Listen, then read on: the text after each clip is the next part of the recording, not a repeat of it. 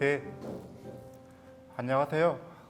부산국제영화제 아주 담당 스페셜 라운드 진행을 맡은 신의 21 김성문 기자입니다. 한국 영화의 오늘 상영작인 한국 영화 3편을 연출하신 감독님들을 모시고요. 영화를 이제 소개하고 이번 영화 작업하면서 이제 느꼈던 일화들을 함께 나누는 시간을 가져보려고 합니다. 일단 그 세 분의 감독님들 소개부터 해야 될 것 같은데요. 제 옆에 계신 분이 모퉁이를 연출하신 신성 감독님이고요. 그리고 벗어날 탈 연출하신 서보영 감독님, 마지막으로 그 겨울 나는 연출하신 오성호 감독님 자리 참석해 주셨습니다. 일단 제가 본격적으로 질문을 시작드리기 전에 세 감독님 간단한 인사 말씀부터 듣겠습니다. 지금 신성 감독님부터 이제 말씀 부탁드리겠습니다. 안녕하세요. 모퉁이를 연출한 신선입니다. 네, 부산영화제에 오게 돼서 너무 영광스럽고 오늘 좋은 시간 보냈으면 좋겠습니다. 안녕하세요. 벗어날 탈 연출한 서보영 감독입니다. 초대될 수 있어서 너무 영광스럽고요. 지금 잘 즐기고 있습니다. 안녕하세요. 그 겨울 나는 연출한 오성호입니다. 반갑습니다. 네, 세 분의 감독님들이 이번에 선보인 영화들이 스타일도 장르도 형식도 이야기도 제각기 다른 이야기인데요.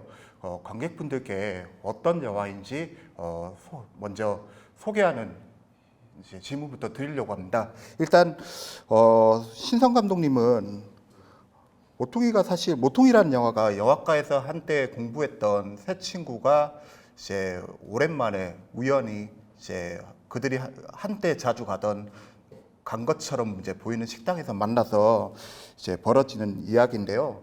그 관객 입장에서 볼 때는 이제 과거에 이들에게 어떤 일이 있었는지 또 이들 관계가 어떠했는지 이런 것들을 좀 짐작하고 이제 영화가 던져주는 힌트들과 단서들을 따라가는 재미가 있는 이야기인데 이제 이 세 친구에 관한 이야기를 영화로 만들어야 되겠다라고 이제 생각하시게 된 계기부터 여쭤봐야 될 것 같습니다.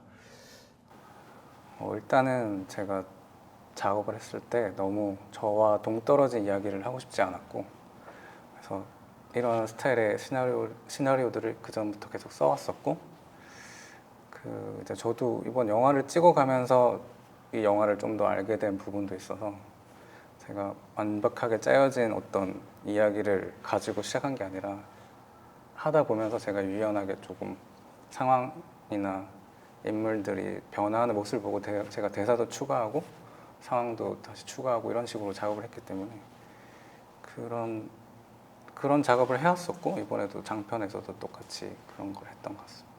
네, 감사합니다. 서보영 감독님이 연출하신 그 벗어날 탈이라는 영화는 좀 이제 근래에 사실 이제 볼 수 없었던 형식과 또 새로운 시도들을 많이 한 작품인데요. 그 건강에 문제가 생겼지만 정신적인 수련을 통해서 어떤 무라는 이제 불교에서 얘기하는 이제 이 무라는 깨달음을 얻으려는 남자하고 그리고 신작을 준비하는 이제 미술작가, 이제 여자 미술작가가 등장하는데 사실 이 둘 사이에는 사실 별로 공통점도 사실 관계도 이제 없어 보이는 두 사람을 어쨌든 어떤 사연들로 연결이 되는지 각각 이야기를 오가면서 이제 전개하는 그런 이야기인데 이런 아이디어를 어쨌든 시각적으로 이제 보여줘야 되겠다라고 생각을 하시게 된 계기라는 게 있을까요? 제가 불교에 심취해서 진짜 그 영화 속 주인공처럼 수련 같은 걸 한 적이 있어요. 진짜 깨달음이 너무 궁금하고 이제 얻고 싶어서. 근데 오래 하다가 어떤 느낌을 받긴 했는데 이게 너무 사소한 거여서 약간 놀랬던 경험이 있어요. 근데 그 이후로 이걸 영화화를 너무 해보고 싶은데 이게 시각적으로 당길 수 없는 어떤 거라서 저한테는 영화적으로 약간 도전할 수 있는 지점이었기 때문에 이 영화를 찍게 됐고요. 이야기가 풀리게 된 계기는 두 가지 이야기가 어떤 식으로 엮일 수 있을까? 이게 불교에서 불일불이라는 말이 있는데 하나도 아니고 둘도 아니다. 이것을 이 서사적으로 이야기를 풀어내니까 이제 이야기가 풀리기 시작했었어요. 그 말씀하신 그런 관념적인 네. 것들을 영화라는 매체는 이제 시각적으로 이제 보여줘야 되는 매체고, 네. 그리고 이야기라는 어떤 이제 서사라는 게 이제 존재하는 매체인데, 감독님께서 처음에 아이디어를 구상하고 시나리오를 쓰시는 과정에서 이것들을 어떻게 하면 관객하고 내가 고민하는 것과 소통을 할 수 있을까라는 고민들을 굉장히 많이 예. 하셨을 것 같아요. 영화를 예. 보니까 예. 어떤 고민들을 좀 하셨는지 이제 궁금합니다.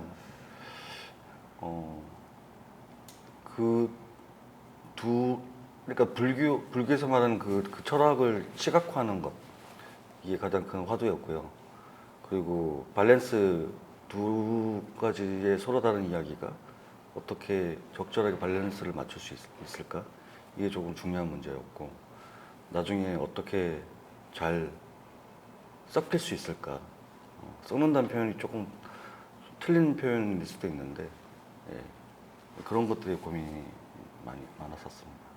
네, 그 영화와 관련된 자세한 이제 질문은 또 이따가 예, 예. 이제 드리기로 하고요. 예, 예. 마지막으로 이제 그 겨울 나는 연출하시는 오성호 감독님께 이제 같은 질문 드리고 싶은데요. 그 겨울 나는은 경찰 공무원 준비생인 경학 권다음 씨가 연기한 경학이라는 남자와 그의 여자친구 혜진이 동거하면서 벌어지는 이야기인데, 이제 어느 날 갑자기 이제 본인 동의 없이 이제 부모님이 은행에 받은 이제 대출 때문에 시험을 중단하고 배달 노동자 일을 하면서 이제 이들에게 어떤 시련과 고난이 벌어지는 이제 서사인데, 이 이야기를 이제 영화로 만들어야겠다라고 생각하시게 된 출발점이 무엇인지 여쭙고 싶습니다. 제가 생업으로 노가다를 하는데요. 재작년 겨울이었는데 그날 하슬이라고 이제 벽 깨는 작업을 했어요. 이제 브레카로 이제 하다 보면 이제 진동이 많이 일어나고 그러거든요. 그렇게 일주일 내내 하다가 이제 이빨이 떼온 게 깨졌거든요. 그래서 치과 가서 막 돈 쓸 거 생각하니까 그거 참 속상하고 분하고 그러대요. 또 그 현장이 이제 일량에 비해서 단가도 별로 안 쳐주고, 또 당시에 또 제가 하던 일도 안 풀리고 그러다 보니까 짜증이 좀 많이 났어요. 그러다가 이제 터덜터덜 집으로 이제 돌아가는 길에 제 옆으로 배달 오토바이 한 대가 지나가는 거예요. 근데 그날따라 그 배달 오토바이 엔진음이 좀 슬프게 들리더라고요. 그래서 괜히 울컥하기도 하고, 그래서 그러면 그 장면을 보고 이제 돈 없는 청년 배달 라이더의 이야기를 해야겠다고 마음을 먹게 됐습니다. 근데 이제 경학이라는 이제 인물의 설정부터 시작해서 지금 20대 한국 사회를 살아가는 젊은 이제 세대들에게는 사실 배달 노동자라는 일 자체가 굉장히 이제 흔히 볼 수 있는 직업이잖아요. 이 이야기를 이제 쓰시는 과정에서 실제로 감독님께서 취재하신 부분도 많을 것 같은데, 시나리오 작업하시면서 이제 어떤 부분들을 취재를 했고, 취재한 것 중에 어떤 부분을 좀 이야기나 사건에 이제 반영을 하셨는지요? 사실 배달 라이더에 대한 취재를 많이 하지는 않았습니다. 왜냐면은 제가 20대를 보내면서 저도 이제 살아봤으니까 보고 듣고 막 느낀 게 있을 거잖아요. 그런 것들이 재료가 돼서 했고, 다만 이제 뭐 사소한 디테일이나 이런 것들만 이제 뭐 배달 사무실도 방문하고 인터넷으로도 서칭하고 그렇게 했던 것 같습니다. 네, 감사합니다. 이제 세 분께 좀 공통적으로 드리고 싶은 이제 질문이 있는데요. 그 세 편 모두 이제 배우들의 역할이 굉장히 중요한 이제 영화입니다. 그 모퉁이 같은 경우는 세 친구가 이제 거의 하룻밤 동안 이제 벌어지는 이야기를 세 친구가 이제 서로 대화도 하고 이제 중간중간마다 이제 과거를 짐작할 수 있는 단서들도 제시가 되고, 대화들을 통해서 관객들에게 그들에게 어떤 일이 있었는지 안내하는 이제 이야기고요. 벗어날 탈 같은 경우는 아까 전에 감독님께서도 말씀하셨듯이 영화에서 관객들과 함께 생각하고 고민하고 싶은 주제를 사실 두 배우께서 이제 각기 다른 이제 서사들을 이제 시각적으로 보여주는 게 굉장히 중요한 영화고요. 그 겨울 나는 이제 굉장히 사실적인 연기가 이제 돋보인 영화인데요. 세 분께 그 말씀하신 이제 영화를 만들게 된 계기를 실제로 영화 작업하면서 어떤 식으로 배우들하고 이제 발전시켰는지 얘기를 좀 듣고 싶은데요. 일단 모퉁이 연출하신 신성 감독님께 그 세 남자 배우가 굉장히 중요한 역할들이잖아요. 이제 그들하고 처음에 이제 캐스팅을 하고 촬영하기 전에 새 배우와 함께 캐릭터를 발전시키기 위해서 어떤 이야기를 주로 나눴는지 여쭙고 싶습니다. 일단 성원이란 인물 제일 가장 주인공인데요. 그 인물은 제가 원래부터 하고 싶었던 그 배우 이태근 배우와 이제 이태근 배우를 보면서 제가 쓴 인물이어서 그건 자연스럽게 그 인물이 됐던 것 같고, 나머지 배우들은 이번에 저는 이제 모든 출연자들이 오디션을 통한 출연이 아니라 이제 제 개인 지인들이나 학교 선후배들이기 때문에 그런 부분에 있어서 그들도 이 이야기를 잘 이해하고 있고 그 이야기 자체가 그들의 이야기이기 때문에 다른 배우들도 이제 저랑 대화할 시간도 많았고 시나리오를 받아본 것도 오래됐고, 그래서 시간이 날 때마다 편하게 이렇게 소통할 수 있어가지고 일단 좀 대사 양이 많고 대사가 좀 현실적인 대사가 그런 현실적인 대사가 아니라서 조금은 그런 부분이 있어서 그런 부분들은 이제 최대한 담백하게 깨끗하게 해달라고 요구를 했는데 배우들이 이제 소화를 잘했던 것 같습니다. 사실 그 세 배우뿐만 아니라 이제 영화의 주요 공간인 네. 개미집이라는 네. 식당이 실제로 건국대 앞에 있는 네, 식당인가요? 원래 근데 그 공간에 이제 세 배우뿐만 아니라 뭐 식당 주인도 등장하고 그리고 또 다른 학생들 술 마시러 들어오는 학생들도 등장하고 사실 많은 배우들이 한정된 공간 안에서 등장하는 이야기라서 처음에는 영화를 보면 감독님하고 배우하고 이제 같이 만들어 나간 부분도 있겠다라고 생각을 했는데 네. 의외로 이제 그들이 관객에게 제시하는 어떤 정보의 성격이나 이제 대화들을 내용들을 보면 의외로 이제 감독님이 좀 중심을 좀 잡은 부분이 있고 배우들이 거기에 좀 충실히 따랐다는 인상도 사실 받았거든요. 네. 그 부분에 대해서 좀 해주실 얘기가 있으신지요? 일단 기존 이제 시나리오 틀이 있었고 그 틀에서 이제 제가 다 모든 상황을 요구했고 통제했고 배우들이 이제 따르는 식의 작업이 됐었고, 그럼 배우들도 처음엔 조금 이 시나리오를 다들 어려워했거든요. 근데 하다 보니까 현장에서 그 개미집이란 공간이 진짜 실제로 저희가 자주 다 같이 가던 공간이라서 좀 편안함이 있었던 것 같아서 그 배우들이 조금 더 편하게 그런 작업을 했었고, 실제로 저희가 예전에 그런 일어났던 일들을 반영을 많이 했기 때문에 그런 걸 무리 없이 잘 받아들였던 것 같습니다. 네, 감사합니다. 그리고 서보영 감독님께는 이제 처음에 아이디어를 구상을 하고 이제 두 남녀 주인공을 이제 찾았을 때 그 사실 이 현대 사회를 살아가는 많은 사람들이 그 불교에서 얘기하는 그 뭔가 집착을 버리고 이제 마음을 비우고 이런 것과 거리가 먼 삶을 살아가고 있잖아요. 특히 요즘 같은 시대에는 이제 모두가 이제 욕망을 추구하고 있는 그런 시대인데 배우들하고 이제 촬영하기 전에 이제 또 배우들하고 이제 감독님 생각을 좀 같이 나누고 또 서로 이제 의견도 주고받고 그 어떤 부분에 좀 설득하는 작업도 있었을 것 같다라는 생각이 들었는데 벗어날 탈 같은 경우는 이제 출연하신 배우들하고 주로 촬영 전에 어떤 이야기들을 좀 가장 많이 나누셨는지요? 일단 허준 배우가 제가 지금까지 했던 배우들하고 그 영화를 대하는 연기를 대하는 태도가 완전히 다르더라고요. 그러니까 저는 메소드까지는 아니지만 이 영화를 완전히 다 이해시키고 그리고 거기서 조금씩 이야기를 하면서 뭔가 캐릭터를 만들어갔으면 싶었는데 허준 배우는 아무것도 안 가지고 있는 상태에서 들어가야지 진짜가 나온다고 생각하는 거라서 이 설득 과정 자체가 불가능했어요.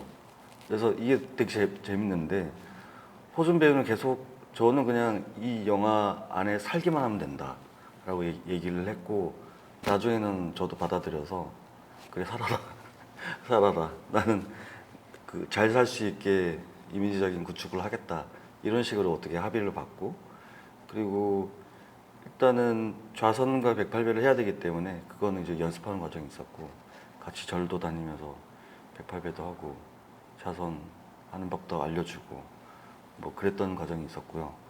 그리고 지원 배우도 비슷한데 일단 이 영화는 시나리오가 없는 상태에서 캐스팅이 먼저 이루어졌어요.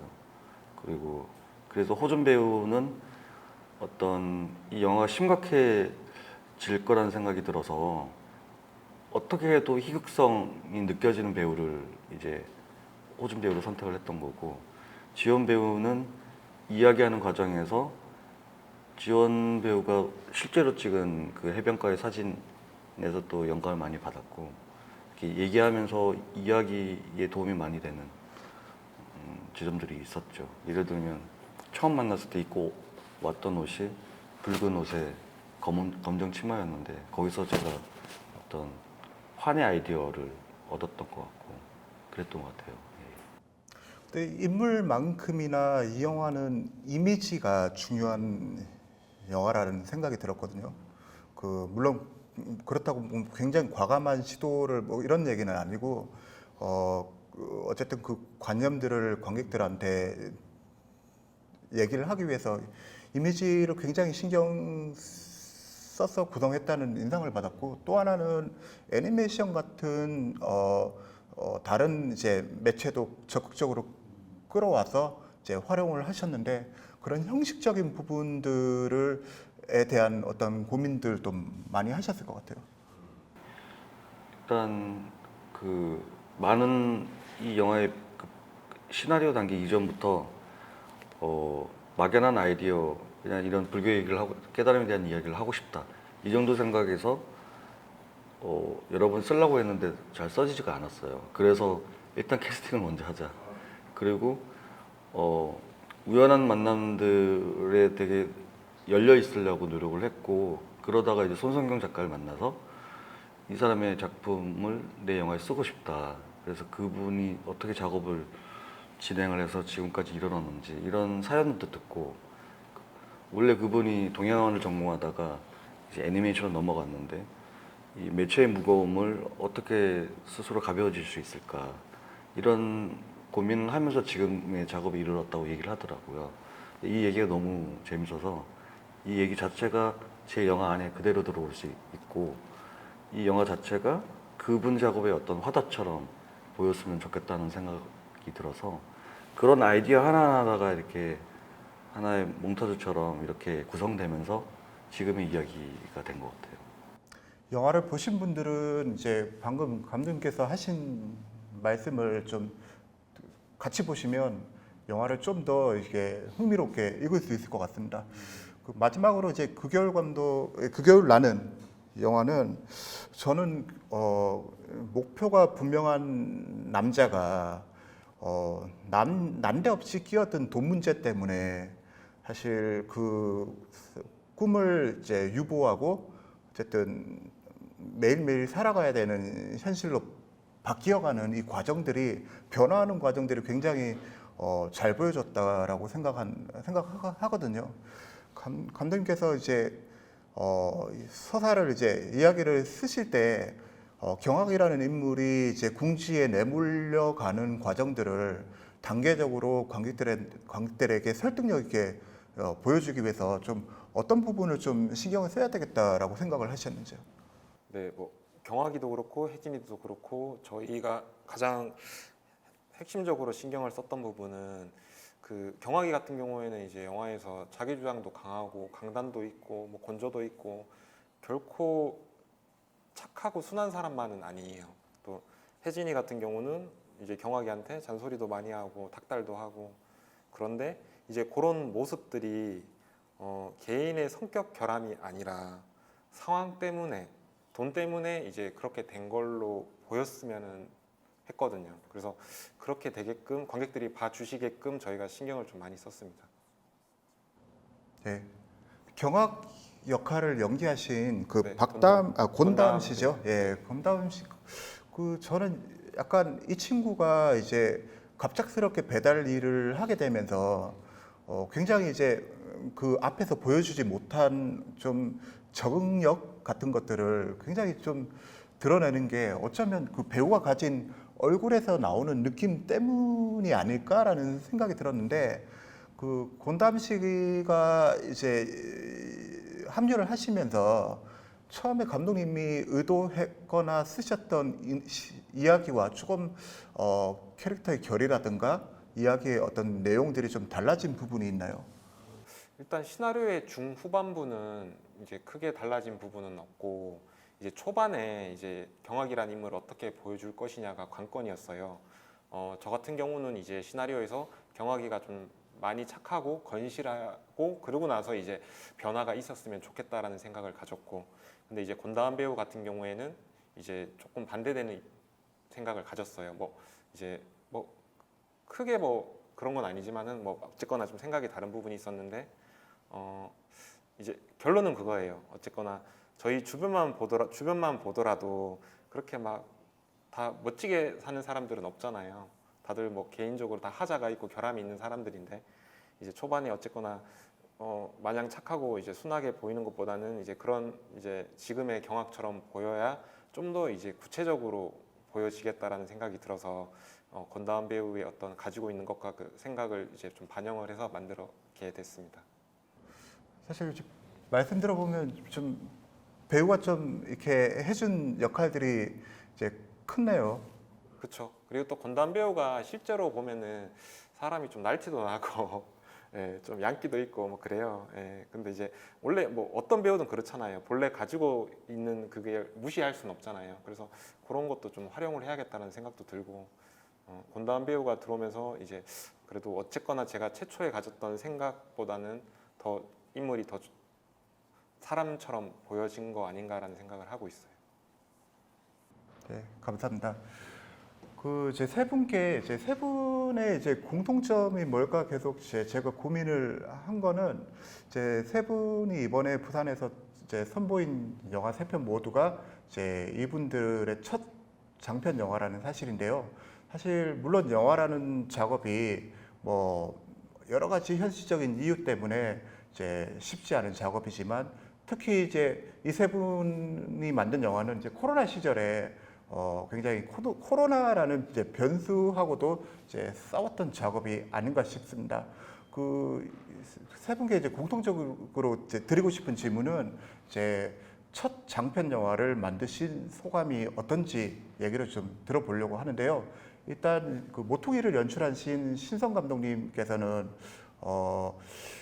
홍상수 감독님의 많은 영화들에 참여했던 이제 스텝 출신이고 또 건국대 제자이기도 하고 그러다 보니까 아무래도 이번 영화를 연출을 하는데 그 홍 감독님과의 어떤 작업들이라든가 아니면 배움이 좀 영향을 이제 미쳤을 것 같은데 좀 어떤 부분에서 좀 영향을 받으셨는지 궁금합니다. 뭐 일단 그 항상 따라 붙는 얘기이기도 하고요.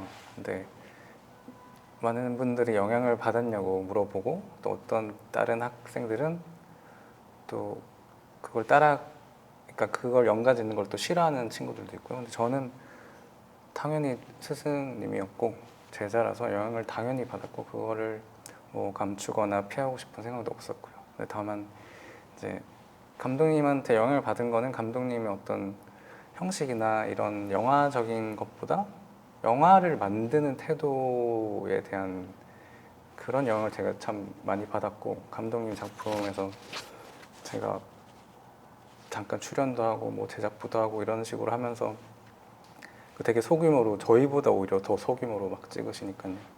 그때 모든 배우나 스태프들이 되게 행복해했던 모습을 제가 자주 목격을 했었고 저도 이번에 작업을 할 때 첫 장편이기도 하고 그리고 다 제 주위에 가장 친한 친구들이 도움을 줬기 때문에 그 친구들과 감정적으로 상하지 않고 좀 잘 마무리해서 만들고 싶었는데 결과적으로 또 그런 작업이 됐고, 그래서 이번에 부산 국제영화제 됐을 때 정말 스태프들이나 배우들이 너무 축하를 해줘서 너무 고마웠고, 그 코로나 시대에 제가 촬영이 7월 20일 날 끝이 났었는데 마감을 하루 앞두고 보충 촬영이 끝나가지고 그때 이제 마스크 쓰는 사람들 다 통제를 시켜야 됐고, 그래서 스태프들이 사람들한테 되게, 행인들한테 되게 죄송합니다를 되게 많이 했었고, 그런 부분에 있어서 조금 힘들었는데 그런 제약이 있었기 때문에 조금 더 긴장을 했던 것 같고, 그 긴장감이 나쁘지 않아서 오히려 저는 크게 다르지 않았던 것 같습니다. 어떻게 보면 이제 영화를 만드는 태도에 대해서 영향을 많이 받으신 거네요. 네, 그러니까 되게 그러니까 항상 창작을, 생각도 저는 어떻게 보면 창작이라고 생각을 하는데 항상 그런 쪽으로 계속 깨어 있는 모습을 제가 많이 봤고, 저도 영화 만드는 것도 실제로 만드는 것도 좋지만 영화를 구상하고 떠올리는 그 순간도 저는 재미를 많이 느끼기 때문에 그런 부분에서도 영향을 많이 받은 것 같습니다. 혹시 보여주셨는지요? 아니요, 아직 저는 감독님하고 연락을 안 한 지가 꽤가 돼가지고 그 밤해변 이후로는 한 번도 못 뵙고, 네, 연락도 못 드려가지고 아마 모르실 것 같은데. 네, 감사합니다.